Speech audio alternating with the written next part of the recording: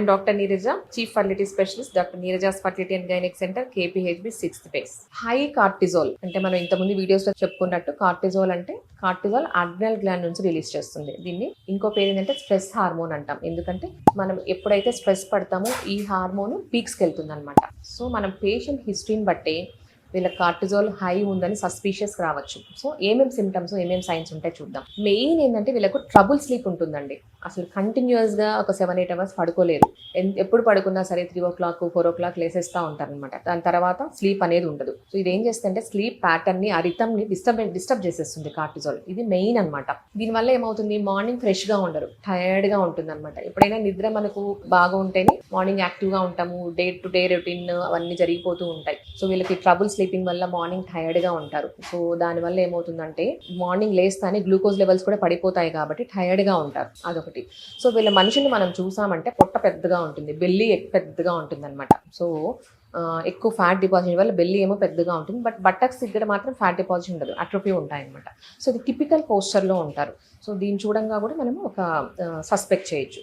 ఇంకొకటి ఏంటంటే buffalo hump ఉంటుంది. వీళ్ళు నిద్ర లేకపోవడం వల్ల స్ట్రెస్ వల్ల ఏమవుతుందంటే ఈ బఫెల్లో హంప్ అంటారు, ఇక్కడంతా ఫ్యాట్ డిపాజిషన్ ఉంటుందన్నమాట. సో అదొకటి. ఇంకొకటి ఏమో ఈ నిద్ర లేకపోవడం వల్ల ఏమవుతుందంటే రెస్ట్లెస్ లెగ్ సిండ్రోమ్ అంటారు. కొన్ని డల్ పెయిన్స్ ఉంటాయన్నమాట, లెగ్స్ అంతా ఒక డల్ పెయిన్స్ ఉంటాయన్నమాట. అండ్ ఈ కార్టిజోల్ ఇంకొకటి ఏంటంటే దీనివల్ల షుగర్ లెవెల్ పెరుగుతాయి. సో డయాబెటీస్ వస్తుంది అండ్ బ్లడ్ షుగర్ పెరుగుతుంది. ఇంకొకటి ఓవర్ వెయిట్ ఉంటారనమాట. సో చాలా లావుగా ఉంటారు. సో అదొకటి. ఈ ఓవర్ వెయిట్ వల్ల ఏమవుతుంది, స్ట్రెచ్ మార్క్స్ రావడము అవన్నీ ఉంటాయి. ఇంకొకటి ఫ్రీక్వెంట్ ఇన్ఫెక్షన్స్ అనమాట. ఈ కార్టిజోల్ వల్ల ఫ్రీక్వెంట్ ఇన్ఫెక్షన్స్ ఉంటారు, ఇమ్యూనిటీ తక్కువ ఉంటుందన్నమాట. అదొకటి. ఇంకొంతమంది ఓవర్ థింకింగ్, యాంగ్జైటీ వల్ల సమ్ ఫ్యామిలీ ప్రెషర్స్ అయి ఉండొచ్చు, వర్క్ ప్రెషర్ అయి ఉండొచ్చు, ఓవర్ థింకింగ్ యాంగ్జైటీ ఉంటారు.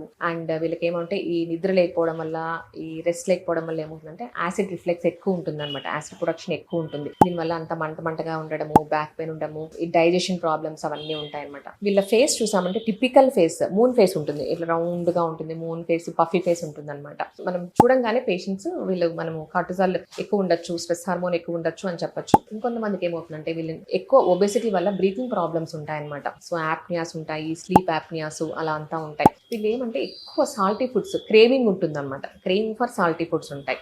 సో ఇవన్నీ కొన్ని సిమ్టమ్స్ మనము పేషెంట్ చెప్పంగానే, మనకు ఈ సిమ్టమ్స్ సైన్స్ బట్టి పేషెంట్ చెప్పంగానే సో వీళ్ళకు కొంచెం కార్టిజోల్ లెవెల్ హై ఉండొచ్చు ఒక సస్పీషియస్ వస్తుంది అనమాట. Thank you.